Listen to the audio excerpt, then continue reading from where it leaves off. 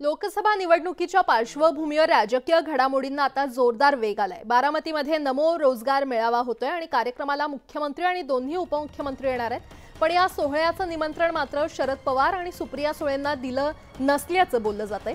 अशावेळी नाराजी नाट्याऐवजी शरद पवारांनी मात्र थेट मुख्यमंत्री आणि दोन्ही उपमुख्यमंत्र्यांना जेवणासाठी निमंत्रण दिलं।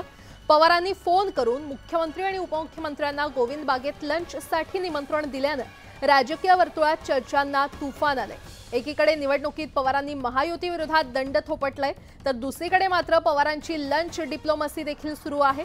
त्यामुळे जेवणासाठीचं निमंत्रण म्हणजे पवारांची नवी राजकीय खेळी आहे का, की बारामती लोकसभा निवडणुकीसाठी पवारांचे नवे उपेच आहेत, या आणि असे अनेक प्रश्न निर्माण झाल्यामुळे जेवणाच्या टेबलावर राजकीय चर्चा शिजणार असल्याच्या खुसखुशीत चर्चांना आता उधाण आले।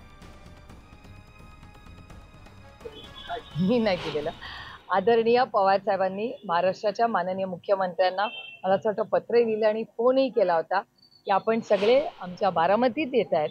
आपल्या बारामतीत मुख्यमंत्री आणि DCM 1 आणि DCM 2 येत आहेत, तर त्यांनी सगळ्यांनी बारामतीत आल्यावर अतिथी देवो भव, आम्हाला खूप आनंद वाटेल जर तुम्ही आमच्या घरी जेवायला आलात। जेवणाचा मेनू काय असणार? आधी होतं म्हणू दे आणि मग जेवणाचा मेनू मी नाही ठरवत, प्रतिभा पवार ठरवतात।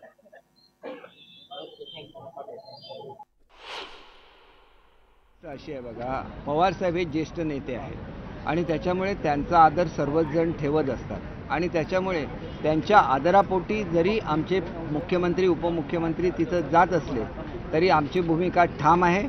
अजितदादा हे आमच्याबरोबर आहेत आणि अजितदादांच्या बरोबरच त्यांच्या नेतृत्वाखाली राष्ट्रवादी काँग्रेस बरोबर आमची युती होणार आहे आणि त्याच्यामध्ये आणि कोणाला सहभागी व्हायचं असेल तर त्यांचा निर्णय।